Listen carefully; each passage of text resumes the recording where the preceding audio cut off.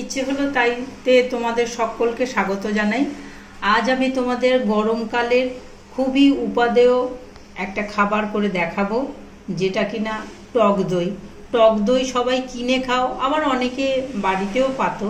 তা চলো দেখি আমি কিভাবে করি, তোমাদের সবাইকে দেখাই। আর এই টক দইটা আমি যেভাবে করি, মোটামুটি 3 ঘন্টায় টক দইটা বসে যায়। আমি 500 দুধের করব টক দই। একটা প্যাকেট কেটে নেব, প্রথমে কেটে ছাঁকনিতে ছেঁকে নেব।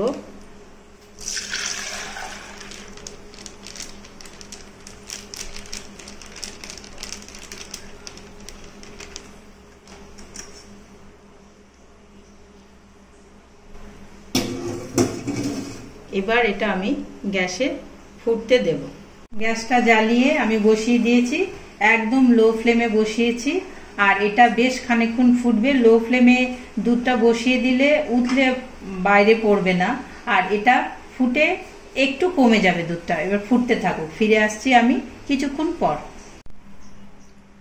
বন্ধুরা, দুধটা ফুটে অনেকটা কমে গেছে, আর এই দুধটা সামান্য ঠান্ডা করে নিয়েছি। এমন ঠান্ডা করেছি যাতে আমি আঙ্গুলটা দিতে পারি, অথচ গরম আছে।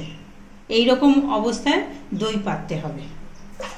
এবার অন্য একটা পাত্রে আমি একটা পাত্রে জল ফুটিয়ে নিয়েছি, এটা গরম জল। এবার যেহেতু আমি 3-4 ঘন্টার মধ্যে দইটা বসাতে চাই, সেই জন্য আমার এই গরম জলের পাত্র অবশ্যই দরকার, অন্যথায় হবে না। গরম জায়গায় দই ভালো বসবে। এবার আমি দুটো কাচের পাত্র নিয়েছি। এই কাচের পাত্র দুটোতে আমার আগের দই পাতা থেকে খানিকটা অংশ নেব। এটাকে অনেকে দম্বল বলে বা সাজ বলে। এবার এটার থেকে আমি কিছুটা দম্বল বা সাজ নিলাম। এবার এটাতে, বাটিটাতে সব জায়গাতে বেশ করে মাখিয়ে নিলাম, আর একটু ফেটিয়ে নেওয়ার মতন নেব, যাতে দানা দানা কিছু না থাকে। ঠিক এই রকম দুটো বাটিতেই দেখুন কি সুন্দর দই বসেছে।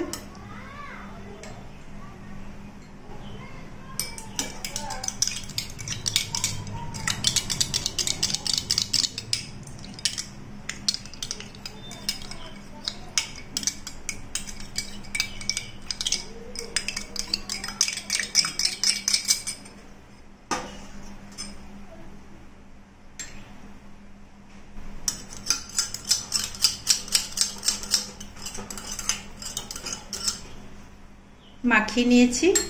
এবার এই দুটো পাত্রতে এই দুধটা ঢেলে দেব, বাটি ভর্তি করে।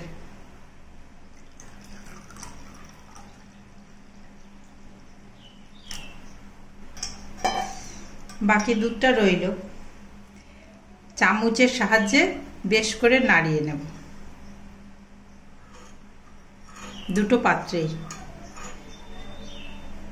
এবার সঙ্গে সঙ্গে ঢাকা দিয়ে দেবো, চাপা ঢাকা।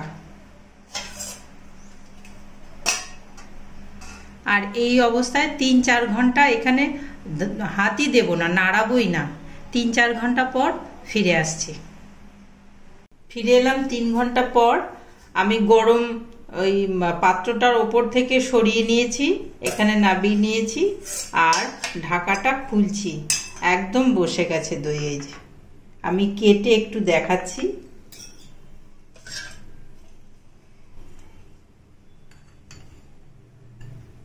এই যে